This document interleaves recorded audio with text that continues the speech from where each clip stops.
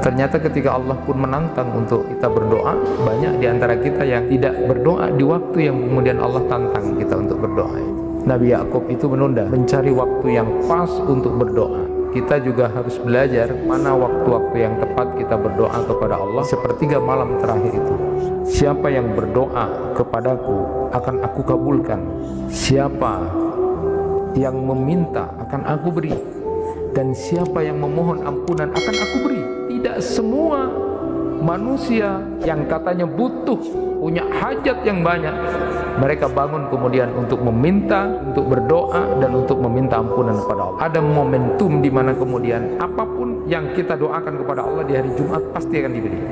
Ketika imam duduk, lalu kemudian itulah saat kemudian kita berdoa pada Allah Subhanahu wa taala. Pada akhir waktu setelah asar. Ya, doa antara azan dan iqamah. Ini kan kesempatan.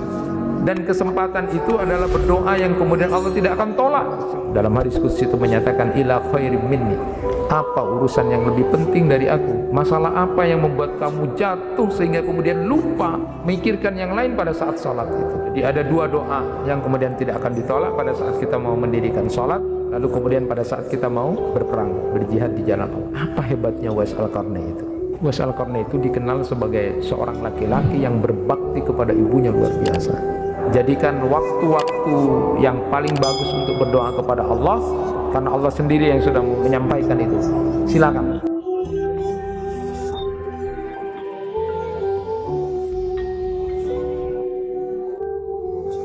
Assalamualaikum warahmatullahi wabarakatuh. Alhamdulillahi rabbil alamin. Wabihi nasta'inu ala umurid dunya waddin. Ashhadu an la ilaha illallah wahdahu la syarika lah, wa ashhadu anna Muhammadan abduhu wa rasuluh. Allahumma salli wa sallim wa barik ala nabiyyina Muhammad wa ala alihi wa ashabihi ajma'in.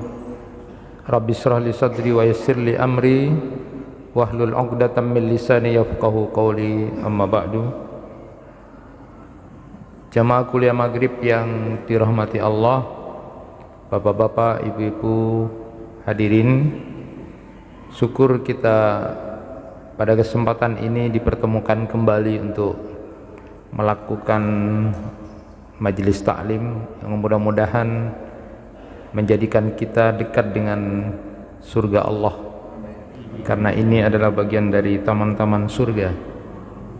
Jamaah yang dirahmati Allah, pada kesempatan yang berbahagia ini kita akan melanjutkan kajian tentang zikir dan doa, yang pada kesempatan ini kita akan bahas tentang waktu-waktu yang mustajabah kita berdoa kepada Allah Subhanahu wa taala.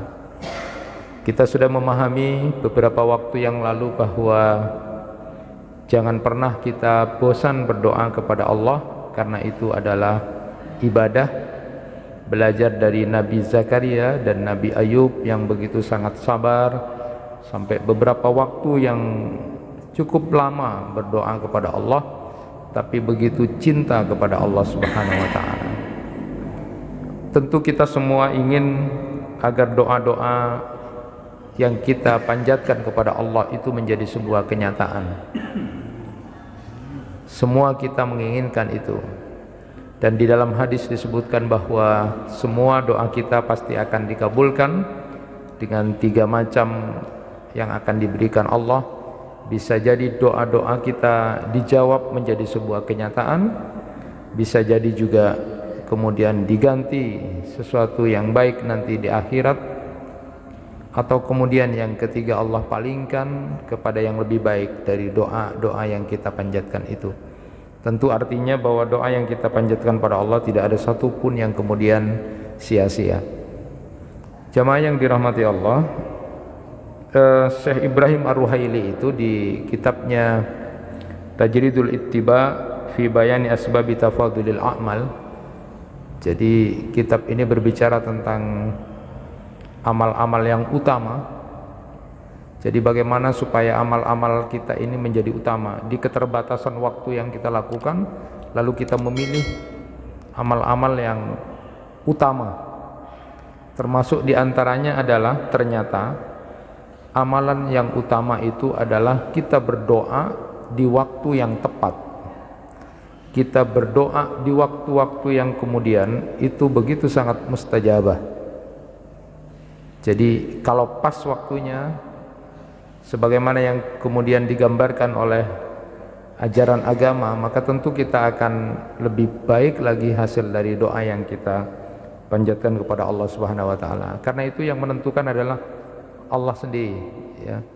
Jadi ada kitab juga seorang ulama menulis ayyamullah, hari-harinya Allah. Jadi Allah yang berhak untuk memilih di antara 12 bulan itu yang paling utama Ramadan, ya Allah yang milih itu.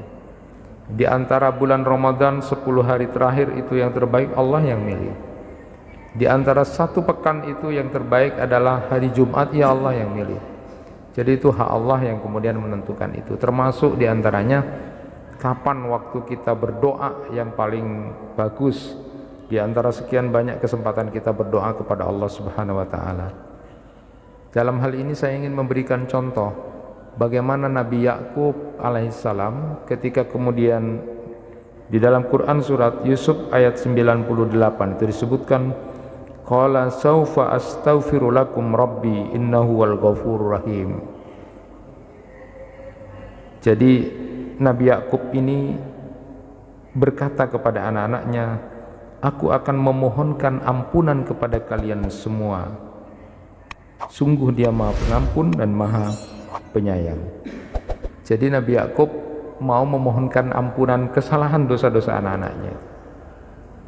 Tetapi ternyata Nabi Yakub ini menunggu waktu yang tepat untuk memohon ampun kepada Allah. Ternyata Nabi Yakub itu tidak serta-merta memintakan ampun anaknya, tapi ditunda sampai waktu sahar atau waktu di sepertiga malam terakhir itu.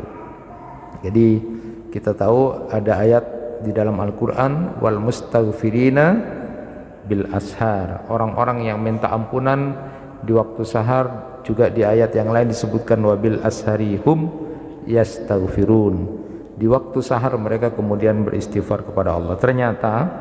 Ternyata jamaah yang dirahmati Allah, Nabi Yakub itu menunda, mencari waktu yang pas untuk berdoa. Dan inilah pelajaran penting buat kita. Kita juga harus belajar mana waktu-waktu yang tepat kita berdoa kepada Allah kalau kita punya sesuatu yang luar biasa yang kita ingin hajatkan kepada Allah Subhanahu wa taala. Memang disebutkan di fiqh doanya Syekh Mustafa Al-Adawi itu bahwa kita hendaknya berdoa kapan saja. Allah tidak menentukan itu, perbanyak saja doa.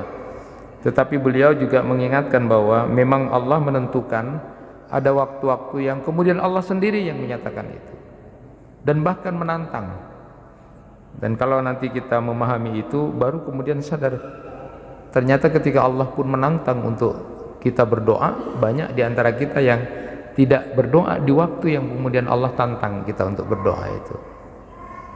Yang pertama, waktu itu adalah tadi disebutkan adalah sepertiga malam terakhir. Ini didasarkan pada hadis Rasulullah sallallahu alaihi wasallam riwayat Abu Hurairah. Saya bacakan, yanzilu rabbuna tabaraka wa ta'ala kulla lailatin ila as-sama'id dunya hina yabqa sulusul laili al-akhir fayaqul may yad'uni fa astajiba lahu may yas'aluni fa u'tiyahu may yastaghfiru fa aghfir lahu. Rabb Tuhan kita tabaraka wa ta'ala turun pada setiap malam ke langit dunia ketika tersisa sepertiga malam terakhir. Dia berfirman, siapa yang berdoa kepadaku akan aku kabulkan. siapa yang meminta akan aku beri, dan siapa yang memohon ampunan akan aku beri. Allah Subhanahu wa taala sendiri yang kemudian menantang itu. Kalau ada orang yang mengatakan mana Allah, mana Allah, ketika dia sudah dalam keadaan apapun, tetapi sesungguhnya Allah setiap malam sudah menawarkan diri di sepertiga malam terakhir itu. Siapa di antara hamba-hambaku yang mau berdoa akan aku kabulkan. Siapa yang kemudian akan meminta akan aku berikan. Siapa yang kemudian meminta ampunan akan aku beri ampunan. Tetapi perhatikan hadirin yang dirahmati Allah, tidak semua manusia yang katanya butuh, punya hajat yang banyak, mereka bangun kemudian untuk meminta, untuk berdoa, dan untuk meminta ampunan kepada Allah. Tidak semuanya. Padahal Allah dengan tegas menantang, ini waktunya. Tapi lihatlah berapa banyak yang tidur saat itu. Maka peradaban yang dibangun oleh Rasulullah SAW di Madinah yang pertama kali itu adalah membangun peradaban ketika menyatakan ya ayuhan nas afsus salam wa'atmut ta'am wasilul arham wasallu bil laili wan nasu niyam tadkhulul jannah bisalam. Jadi untuk membangun Madinah itu penuh peradaban, salah satunya adalah saat malam hari kamu bangun, lalu kemudian kamu bermunajat pada Allah Subhanahu wa taala.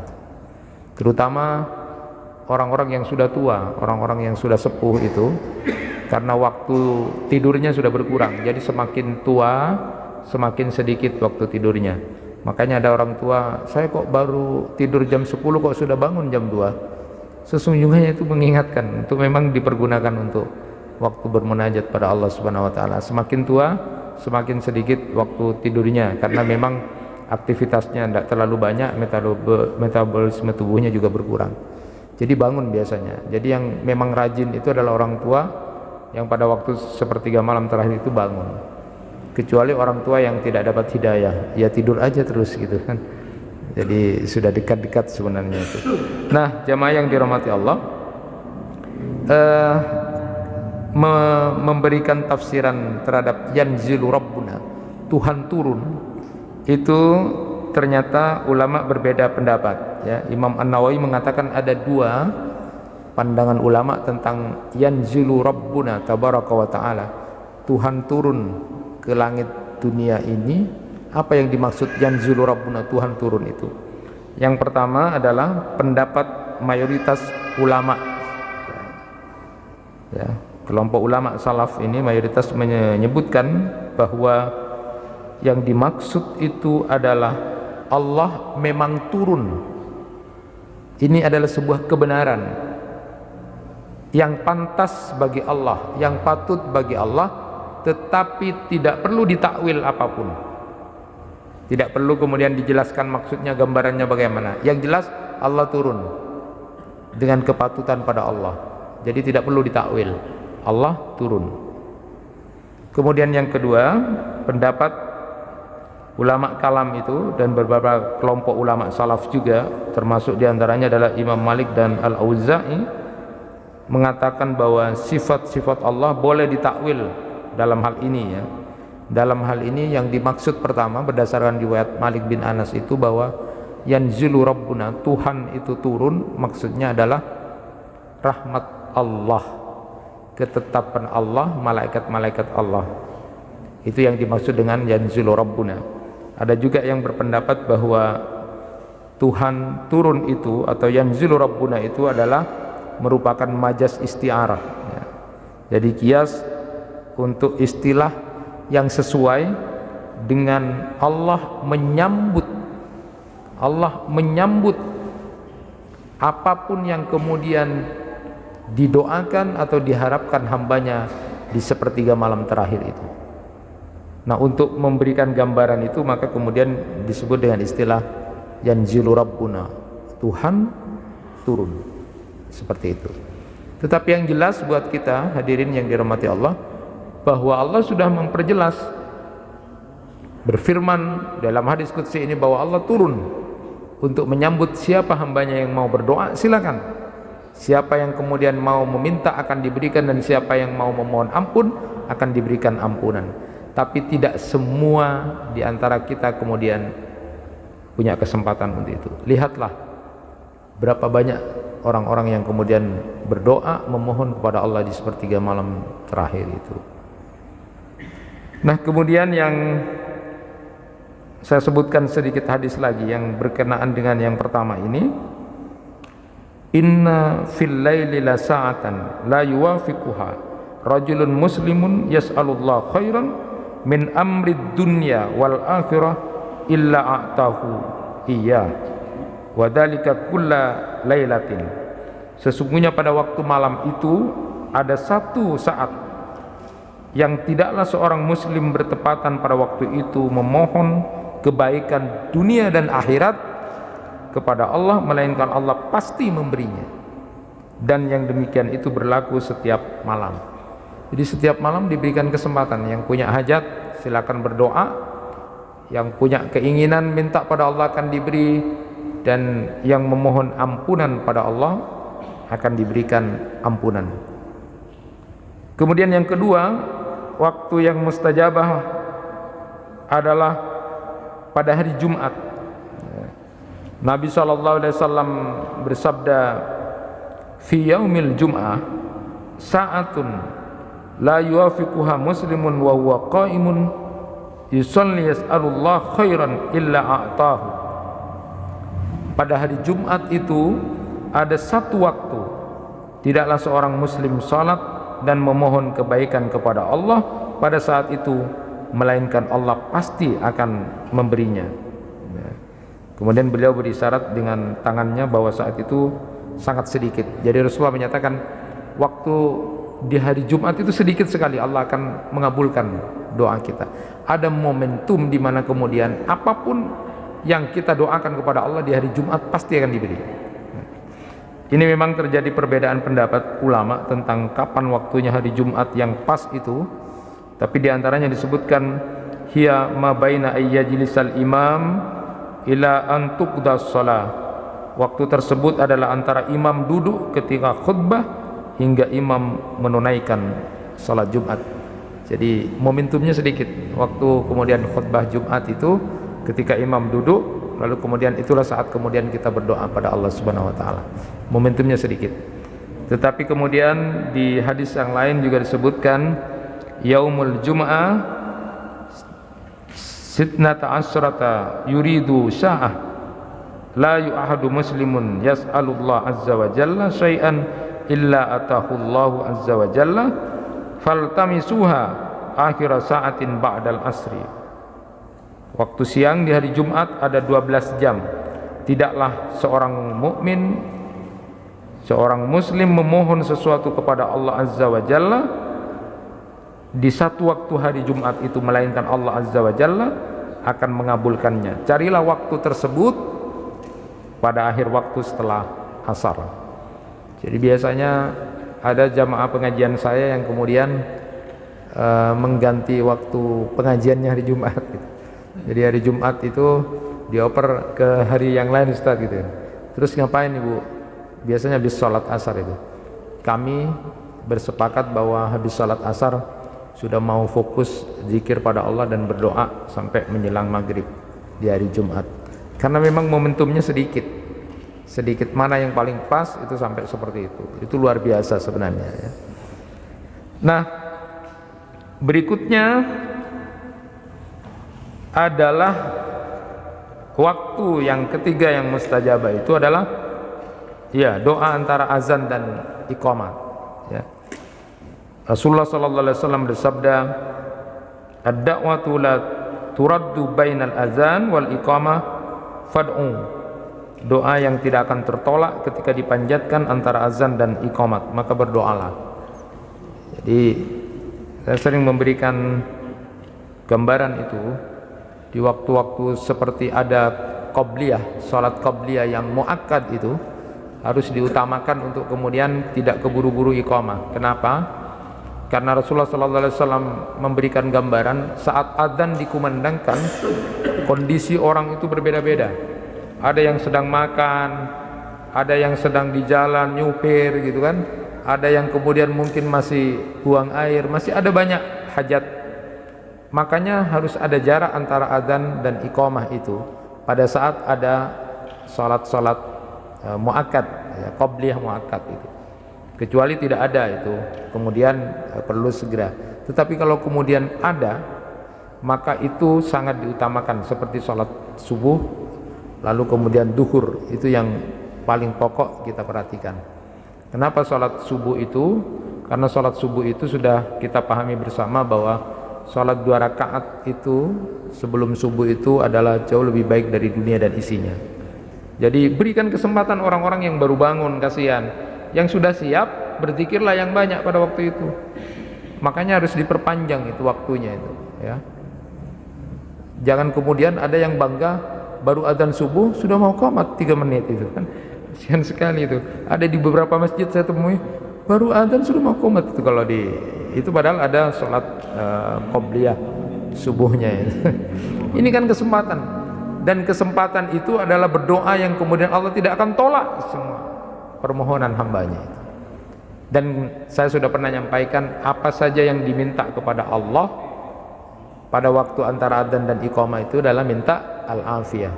Ketika ditanya, ya Rasulullah kita minta apa antara adzan dan iqamah, itu adalah sallallahu al-afiyah.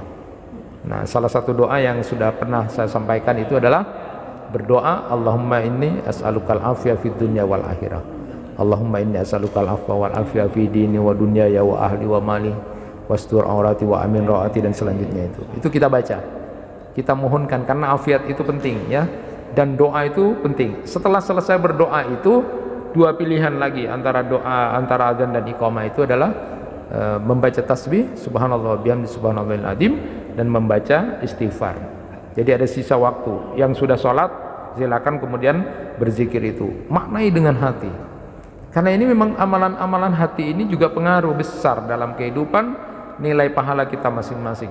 Makanya tadi kita sholat maghrib itu sama-sama sholat maghrib 3 rakaat, imam yang sama, tapi pahalanya berbeda-beda, tergantung pada apanya, amalan hatinya. Apa amalan hatinya? Khusyuknya. Jadi ada yang diterima 1/10 saja, ada yang diterima 1/9, ada yang 1/8, ada yang 1/7 saja, bahkan yang paling banyak cuma setengah saja. Nah, gimana sholatnya sama, waktunya sama, imamnya sama, kok bisa beda-beda? Amalan hati, kehusuan. Kalau pernah saya sampaikan hadis Nabi itu, bagaimana kemudian Allah Subhanahu wa taala berfirman dalam hadis qudsi itu menyatakan, ila khairim minni, apa urusan yang lebih penting dari aku? Masalah apa yang membuat kamu jatuh sehingga kemudian lupa mikirkan yang lain pada saat sholat itu? Nah, yang membedakan itu nilai pahalanya yang 1/10, 1/9 itu adalah kehusuan. Maka ketika kemudian antara adzan dan iqamah itu kita berdoa memohon kepada Allah dengan kesungguhan, apa yang menjadi hayat kita, ada sisa waktu, lalu kemudian kita bertasbih subhanallah subhanallah, astagfirullah atubu ilaih, astagfirullah atubu ilaih. Kita perhitungkan itu. Malah gambarannya itu kalau sahabat-sahabat datang mau sholat itu seperti tidak kenal, sudah tidak kenal, karena ingin khusyuk langsung pada Allah, ya, seperti itu. Nah, kemudian berikutnya adalah doa ketika sholat mau didirikan. Rasulullah sallallahu alaihi wasallam bersabda, sa'atani la turaddu ala da'in da'watu hina tuqamus shalah wa fis saffi fi sabilillah. Ya. Jadi ada 2 doa yang kemudian tidak akan ditolak pada saat kita mau mendirikan sholat, lalu kemudian pada saat kita mau berperang, berjihad di jalan Allah. Jadi banyak sudah dicontohkan sahabat-sahabat kalau mau berjihad itu berdoa. Sudah 2 doa yang sudah kita kenal bersama. Ada 2 sahabat yang memohon kepada Allah, ya Allah pertemukan aku dengan musuh yang begitu sangat kuat sehingga nanti akan jadi saksi di hadapan. Ada yang sampai, ya Allah pertemukan, nanti kemudian tertebas hidungku, tidak apa-apa, telingaku juga tertebas sebagai sebuah saksi, dan itu dikabulkan Allah. Jadi nanti ketika kemudian arapa bekna ilong ngama anu, arapa bekna makum, Allah jadi saksi. Itu luar biasa. Itu doa pada saat menjelang jihad. Pada saat sholat juga begitu, ya, doa, silakan berdoa, ya. Jadi kita memohon kepada Allah pada saat sudah mengatur shop itu, memohon apa yang menjadi hajat kita boleh itu. Ya doa-doa yang ringan tetapi penting untuk kita haturkan, kita sampaikan kepada Allah, tidak apa-apa. Karena itu adalah waktu yang luar biasa. Kemudian berikutnya adalah pada waktu sujud. Nah, ini sudah kita pahami bersama. Aqrabu ma yakunul abdu min rabbih wa huwa sajidun fa aksiru ad-du'a. Jadi kondisi paling dekat seorang hamba dengan Allah itu adalah pada saat sujud, ya. Dan ternyata secara medis pun sujud yang lama itu punya pengaruh yang bagus terhadap kesehatan, karena otak kita akan disuplai dengan oksigen, darah, dan posisi sujud inilah satu-satunya posisi yang kemudian mempermudah lancarnya darah masuk ke otak kita. Makanya kenapa kemudian salah satu hikmahnya berkaitan dengan seputar sholat duhur itu, sholat yang paling banyak sholat qabliyahnya dan ba'diyahnya itu sholat apa? Zuhur. Kenapa duhur? Karena duhur itu sudah otak petengan lah. Mulai dari jam 7 kerja, terus mungkin ada masalah, petengan tuh. Jam 12 itu jangan ditunda itu. Itu sudah susah itu. Jadi kita bahaya itu, bisa stroke. Makanya ada waktu yang Allah mengatur di awal waktunya itu, lalu kemudian memperbanyak salat qabliyahnya 4 rakaat. Bayangkan kalau itu dilakukan tahiyatul masjid 2 rakaat, qabliyahnya 4 rakaat, sudah 6 itu. Salat duhurnya 4, nanti ditambah 2. Banyak sekali. Karena pada waktu itu kita butuh oksigen, otak kita sudah panas tuh. Panas. Tapi yang terjadi justru baru adzan duhur sudah komat. Sudah sujudnya sebentar gitu kan. Harusnya diperlama itu.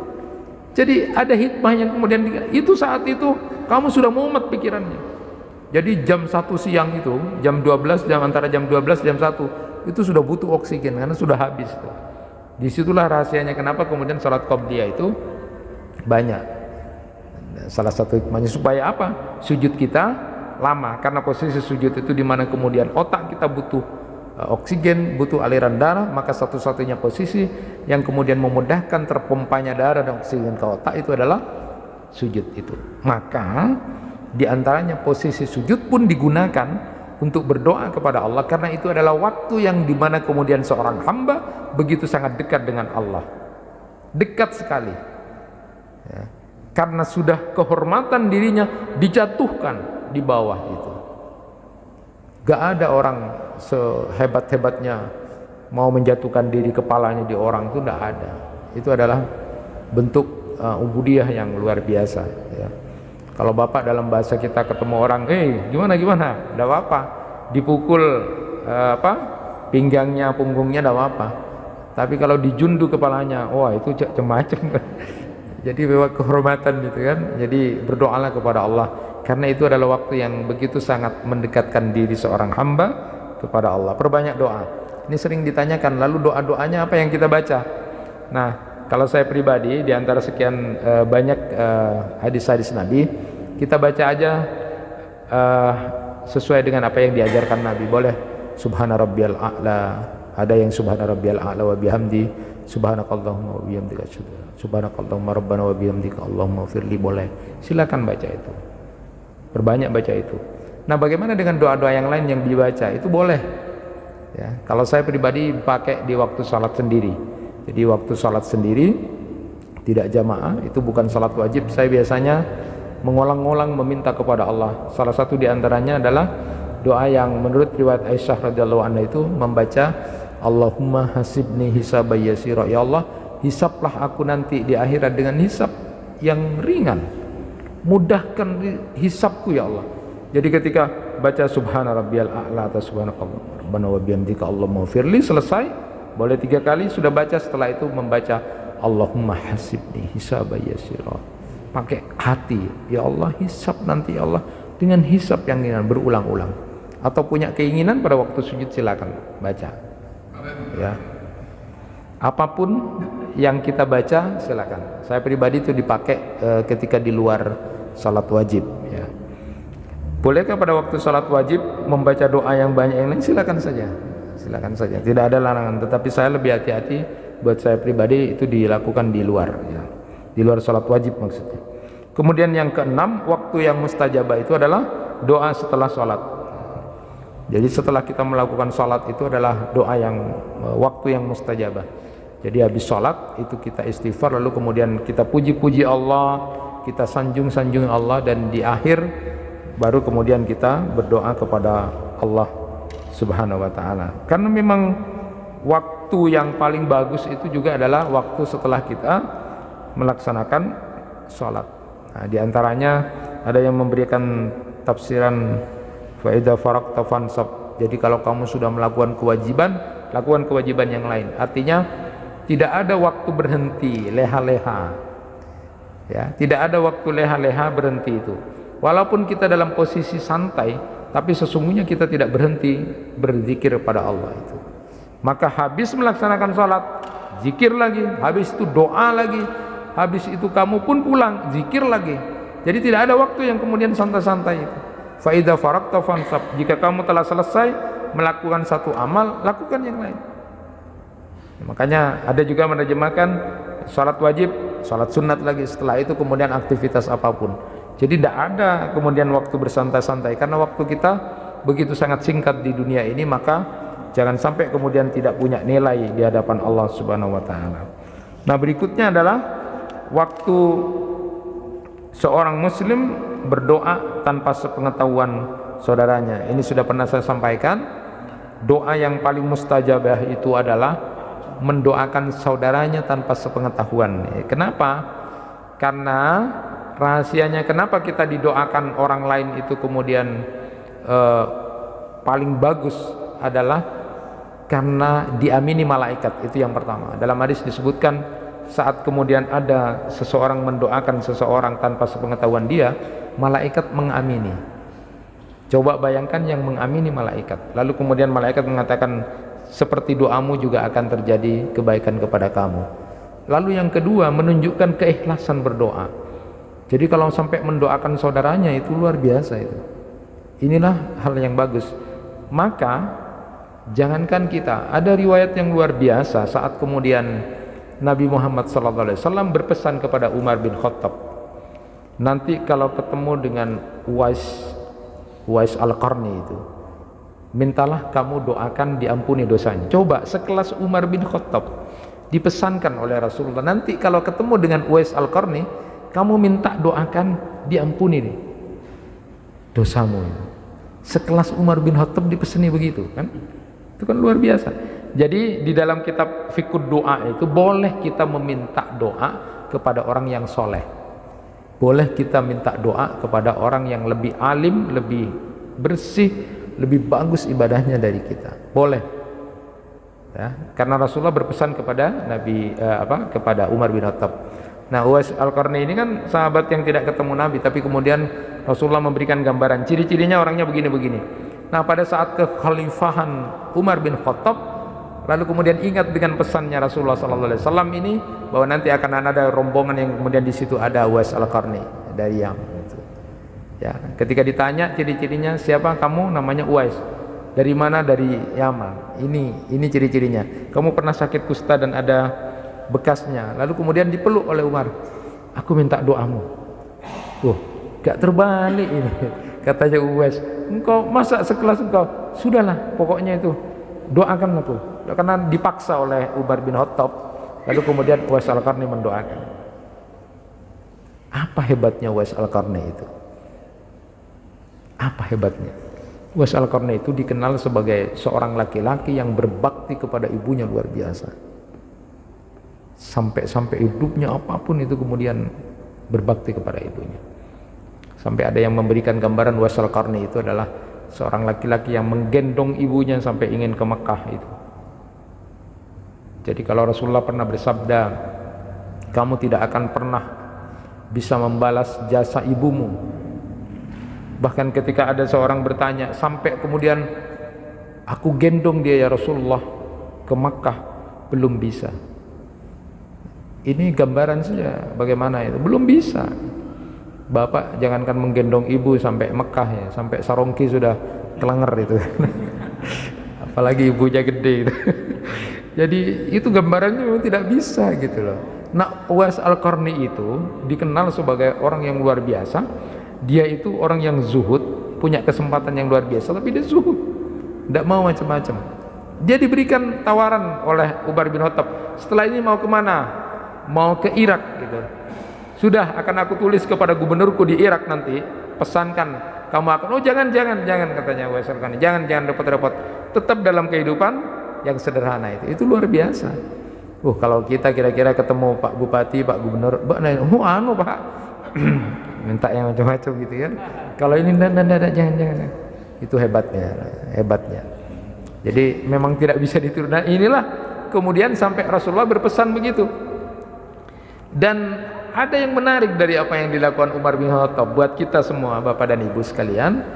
Umar bin Khattab itu suka juga kalau ketemu anak-anak, sini doakan aku. Loh, gimana aku kok mau mendoakan, kok sudah doakan aja. Dituntun sama Umar, ampunilah dosa-dosa Umar, itu dituntun. Kok saya yang disuruh? Katanya anak-anak itu, karena kamu belum punya dosa. Jadi menghargai anak-anak kecil. Nah, mulai besok bapak-bapak, ibu-ibu boleh ya praktek itu ya. Cari anak-anak yang baik, sini nak, doakan bapak ya. Ini tak kasih permen. Boleh minta doakan sama orang yang lebih bersih, orang yang lebih baik ya. Tetapi itu tentu praktek-praktek seperti ini juga harus hati-hati, jangan berlebihan. Tetapi terpenting adalah boleh kita kemudian minta doakan pada orang yang menurut kita lebih soleh, lebih alim, lebih bersih, orangnya lebih zuhud gitu ya. Artinya dia dalam kehidupan ya memang tidak macam-macam, doakan saja. Walaupun dia kemudian tidak minta apa-apa, itu ikhlas. Orang-orang miskin, orang-orang yang memang punya hati yang tulus, dia kemudian bukan seorang pejabat, tidak terkenal orang, minta doakan begitu ya. Walaupun ini catatan juga, tidak boleh kita memberi sesuatu lalu kemudian menggunakan jasa dia, karena kita sudah ngasih nikah Pak Ibri Asarong, tapi pojaki kau lah Pak nikah, doa tidak boleh ya. Jadi tidak boleh dicampur-campur. Kalau sudah ngasih ya udah ngasih. Perkara dia mau mendoakan berarti terima kasih sudah, tapi tidak boleh ada jasa. Sekarang ini banyak orang yang kemudian amalnya menjadi hilang. Hati-hati. Kenapa?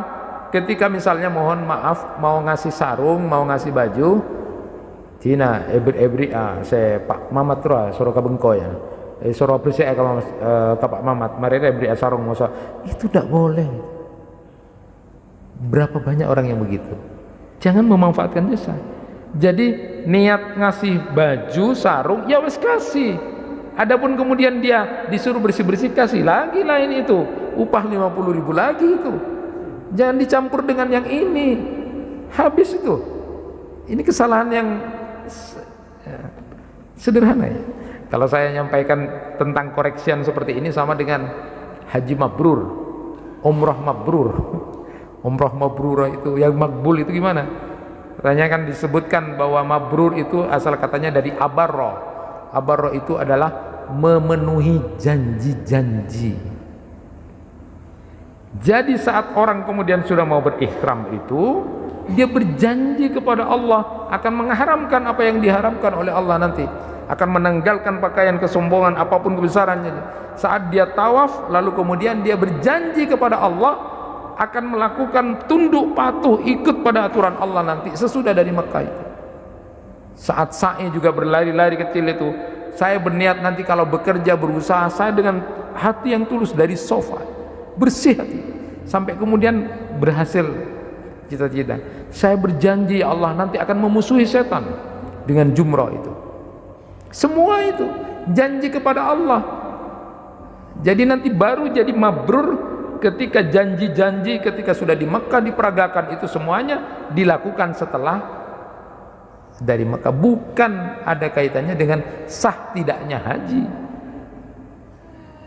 Kok enak orang akan menjadi balasan dari Allah haji mabrur itu surga, kok enak hanya dilaksanakan pada waktu di sana.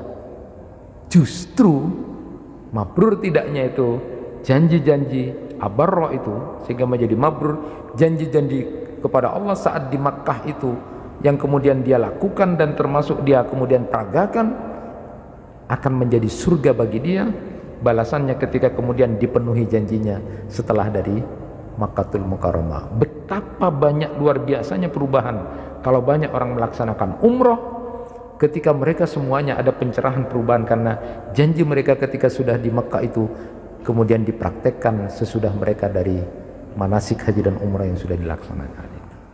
Akan ada perubahan. Tapi kenapa kemudian tidak berubah? Itulah yang kemudian harusnya dikaji ulang supaya ada sebuah perubahan. Jadi tidak ada kontradiktif. Sudah haji tapi begini, sudah haji tapi kok begini. Tidak ada. Karena mereka semuanya melaksanakan janji-janji kepada Allah untuk menjadi mabrur itu. Kalau itu dilakukan sungguh luar biasa sebenarnya, dengan semangat orang untuk melaksanakan umroh karena hajinya antri itu. Hajinya antri sampai 34 tahun, 30 itu luar biasa. Sekarang umroh luar biasa, harusnya ada perubahan luar biasa. Semua orang-orang yang sudah melaksanakan manasik haji itu, melaksanakan peragakan apa yang kemudian ada di Mekah itu, lalu dibawa untuk menjadi makbul, menjadi mabrur itu, karena janji mereka kepada Allah di sana dilaksanakan setelah selesai melaksanakan haji atau umrah. Luar biasa. Nah, sama dengan ini jamaah yang dirahmati Allah, bahwa ada orang yang kemudian minta doakan kepada saudaranya itu, ya, didoakan oleh saudaranya, itu adalah perbuatan karena dia ikhlas, ya. Makanya kenapa ketika kita sukses tidak boleh kemudian bangga pada diri saya, engkau ya, minta engkau sama. Jangan-jangan kita menjadi orang sukses itu karena doa orang yang tanpa sepengetahuan kita, mereka mendoakan kita. Maka teruslah berbuat baik kepada siapapun. Mungkin yang mendoakan kita orang tua kita, mungkin yang mendoakan kita guru-guru kita, mungkin yang mendoakan kita tetangga kita yang kita sedang jahati misalnya, mungkin yang mendoakan kita adalah jamaah-jamaah kita, mungkin yang mendoakan kita adalah orang-orang yang pernah dengar dengan kita, lalu kita mendoakan, lalu dia mendoakan kita sampai kita menjadi orang sukses karena doa-doa mereka. Jangan kemudian bangga. Ini adalah, makanya kepada setiap orang, ketemu orang pun terima kasih, baik, terima kasih. Jangan kemudian malah merendahkan. Mungkin dia kemudian mendoakan. Kenapa kemudian menjadi makbul? Karena dia ikhlas dan diamini oleh malaikat, berdoa tanpa sepengetahuan orangnya itu. Dan itu luar biasa. Nah, itu bagian dari kepedulian spiritual kita, empati kita secara teologis kepada saudara kita yang kemudian tanpa sepengetahuan dia kita doakan. Jadilah kita menjadi orang yang berbuat baik. Maka jangan pernah menjadi orang yang sombong dengan kesuksesan yang kita peroleh.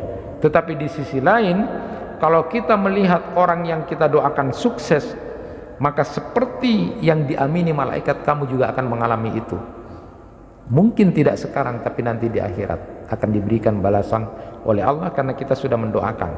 Makanya ketika kita mendoakan orang, cek pas laju pas dadi orang, lah sudah datang engkau necong mbak nang kok saya doaki, muntak engkau tak bisa, baru pengakuan, minta pengakuan. Tidak usah begitu, Allah akan sudah membalas, karena di dalam riwayat itu disebutkan malaikat juga akan mengamini apa yang kamu minta. Kamu minta dia sukses, kamu juga akan sukses, walaupun mungkin suksesnya tidak sama dengan yang kita doakan.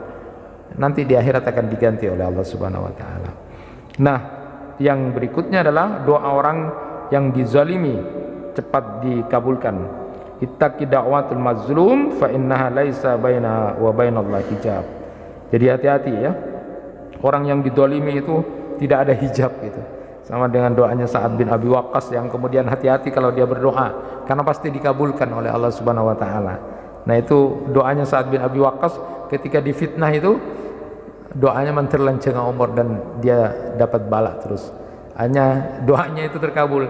Ada orang yang kemudian tidak mati-mati itu, tapi terus kena musibah terus, tapi tidak mati-mati. Ini saya kena bala dari doanya Sa'ad bin Abi Waqqas. Hati-hati orang yang kemudian kita zalimi berdoa itu tidak ada hijab antara dia dengan Allah. Maka jangan pernah menzalimi orang lain. Kalaupun kemudian ada, minta maaf segera. Kecuali kita memang tidak salah, kita minta maaf terus, kita berbuat baik, itu Allah yang kemudian menjadi maha hakim yang adil terhadap apa yang sebenarnya terjadi. Kemudian yang terakhir, doanya orang yang sedang berpuasa itu dikabulkan oleh Allah Subhanahu wa taala. Rasulullah sallallahu alaihi wasallam bersabda, salasatun la turaddu da'watuhum al-imamul adil was-saimu hatta yuftir wa da'watul mazlum yarfa'ullahu dunal ghamam yaumal qiyamah wa tuftahu la abwabus sama. Jadi ada 3 doa, dan salah satu di antara golongan yang kemudian doanya itu dikabulkan adalah imam yang adil, orang yang puasa, dan doanya orang yang dizalimi. Jadi pada saat berpuasa silakan untuk berdoa kepada Allah Subhanahu wa taala, karena itu adalah waktu yang sangat luar biasa untuk kita memohon kepada Allah Subhanahu wa taala.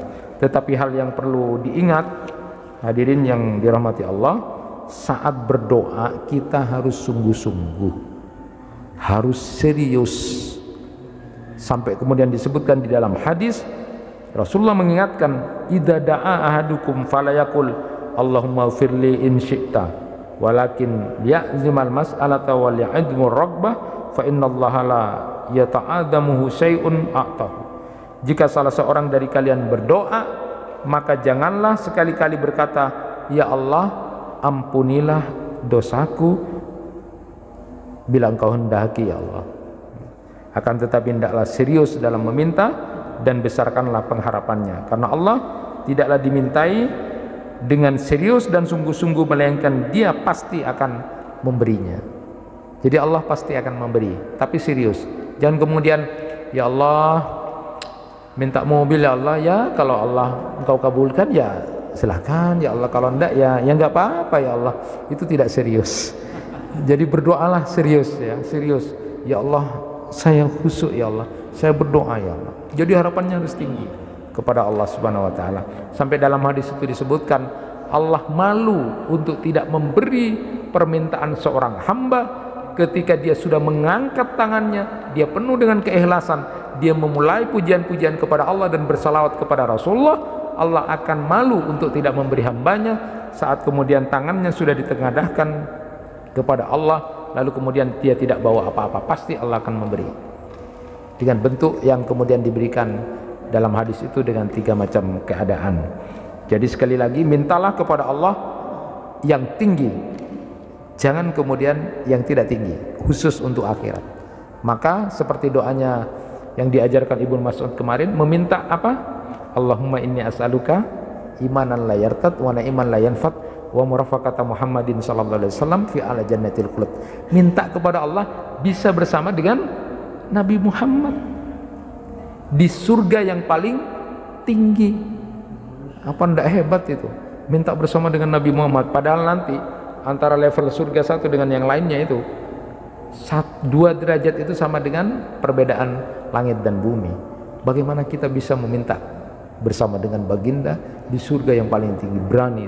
Mintalah yang tinggi pada Allah untuk hal-hal akhirat itu.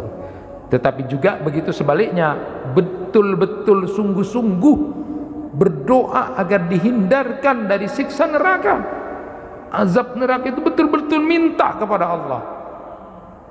Jangan kemudian ikut viralnya orang-orang, Tina umat Muhammad masuk surga ya paling ekopes sekone ya, cuma sekone. Jangan seperti itu. Sungguh-sungguhlah berdoa pada Allah untuk hal akhirat, untuk kemudian kita dapat surga yang paling tinggi, lalu kemudian berdoa sungguh-sungguh agar kemudian terhindar dari siksa api neraka.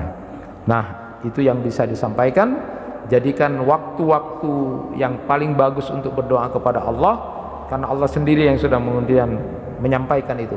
Silakan, yang mau berdoa akan aku kabulkan, yang mau minta akan aku beri, yang mau khusus bertaubat membaca istighfar akan aku ampuni dosanya pada saat di sepertiga malam hari Jumat dan waktu-waktu yang kemudian saya sebutkan tadi. Mudah-mudahan Allah Subhanahu wa taala menjadikan doa-doa kita menjadi doa-doa yang diijabah oleh Allah dengan segala bentuk yang terbaik buat kita diberikan oleh Allah.